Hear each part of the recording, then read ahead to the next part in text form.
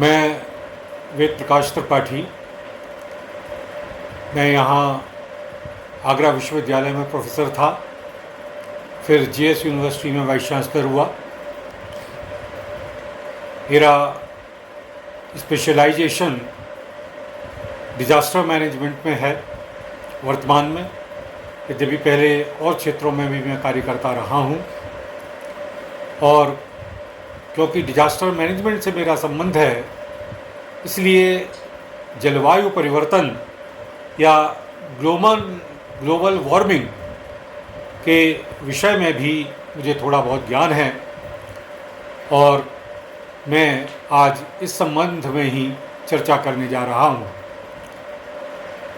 इस जागृति अभियान में जो अंकित तिवारी योगदान कर रहे हैं वह बहुत ही महत्वपूर्ण है।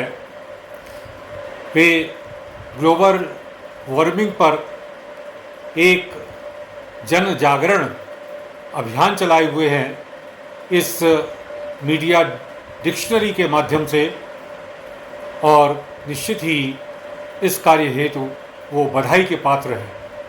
मैं मीडिया डिक्शनरी को भी बहुत शुभकामनाएं देता हूँ कि वह इस कार्य को और भी सफलता से आगे बढ़ाए।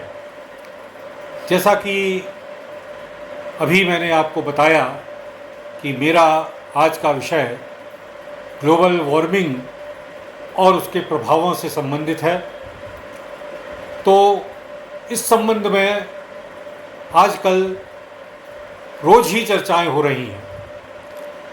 चाहे वो मीडिया का कोई भी फॉर्म हो, चाहे प्रिंट मीडिया हो, चाहे ऑडियो मीडिया हो, चाहे विजुअल मीडिया हो, चाहे मेन स्ट्रीम मीडिया हो, चाहे सोशल मीडिया हो, किसी भी प्रकार का मीडिया क्यों ना हो, उन सब में ग्लोबल वार्मिंग की बहुत अधिक चर्चा है। लेकिन दुर्भाग्य से जितनी चर्चा है उतना इस विषय में कार्य नहीं हो रहा है। यानी ग्लोबल वार्मिंग को रोकने के लिए जो कुछ भी होना चाहिए वो उतना नहीं हो रहा है। प्रचार बहुत है, कार्य बहुत कम है। चर्चा बहुत है, लेकिन वास्तविक जागृति बहुत कम है। इसके प्रभावों को स्वीकार तो सब करते हैं, लेकिन इसकी रोकने की दिशा में, यानी इसको थामने की दिशा में कोई विशेष कार्य नहीं हो रहा है, ना वैयक्तिक स्तर पर, न सामूहिक स्तर पर। यानी बहुत से इसमें न्यास जुड़े हैं, बहुत सी संस्थाएं जुड़ी हैं, सरकार भी इस ओर चिंतित दिखाई देती है और प्रयास करती है। सरकार के प्रयास भी बहुत फॉर्मली इंस्टीट्यूशनलाइज्ड हो गए हैं। इंटरनेशनल प्रयास भी चल रहे हैं। इंटरनेशनल मंच से भी इसकी औपचारिक रूप से चर्चाएं होती हैं।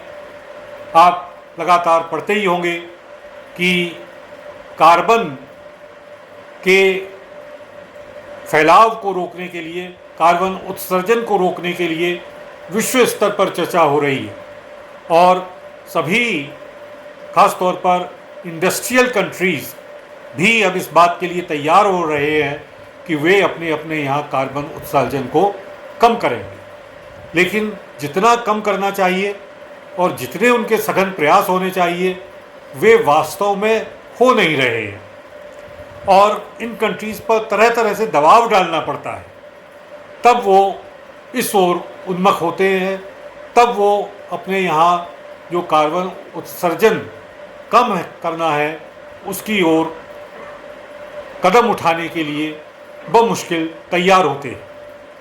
उधर डेवलपिंग कंट्रीज़ भी अपने इंडस्ट्रियल डेवलपमेंट की राह पकड़ने के चक्कर में, अपने यहाँ औद्योगिक विकास करने के चक्कर में कार्बन उत्सर्जन पर ध्यान नहीं दे रहे हैं।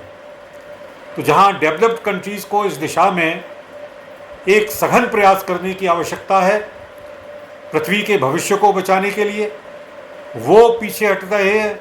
वहीं डेवलपिंग कंट्रीज़ भी इसकी ओर उचित ध्यान नहीं दे रहे हैं, और वही बात है कि जब बहुत आगे बढ़ जाएंगे तो लौटना मुश्किल होगा। तो समय रहते चेत जाएं, ऐसा ये डेवलपिंग कंट्रीज़ भी नहीं कर रहे। अब देखिए, दिक्कत इस दिशा में क्या है कि हम कहते तो हैं कि कार्बन उत्सर्जन के परिणाम बुरे होंगे, ग्लोबल वार्मिंग के परिणाम बुरे होंगे, लेकिन हम इसकी ओर उचित ध्यान नहीं देते। तो हम उचित इस तरफ ध्यान दें, क्योंकि यहाँ अधिक समय नहीं है।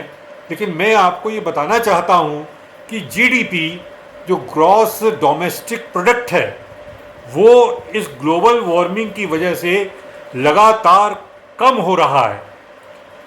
आपको ये मुश्किल होगा ये कन्विंस करना, लेकिन सत्यता बिल्कुल यही है कि वर्ल्ड जीडीपी में 12% डिक्लाइन आने की संभावना है 2100 तक, 2100 तक, यानी आगे आने वाले 75 वर्षों में वर्ल्ड का जीडीपी जो है वो 12% कम हो जाएगा ग्लोबल वार्मिंग की वजह से। और जो समुद्री जल स्तर बढ़ेगा, जो फ्लड आएंगे, जो सुनामी आएगी, जो अर्बन फ्लड जो आपने नहीं सुने थे अब आ रहे हैं, बॉम्बे में आप देख रहे हैं, स्थान स्थान पर देख रहे हैं, तमाम वर्ल्ड के द्वीप तो डूबे जा रहे हैं। इसकी वजह से जो विनाश होगा, उसके लिए, विनाश को रोकने के लिए कितना खर्च करना पड़ेगा। अगर आप देखें तो जितना विकास नहीं होगा उससे ज़्यादा विनाश हो जाएगा। तो ये न समझें कि इससे प्रोडक्शन बढ़ेगा, इससे इंडस्ट्रियल डेवलपमेंट अच्छा होगा।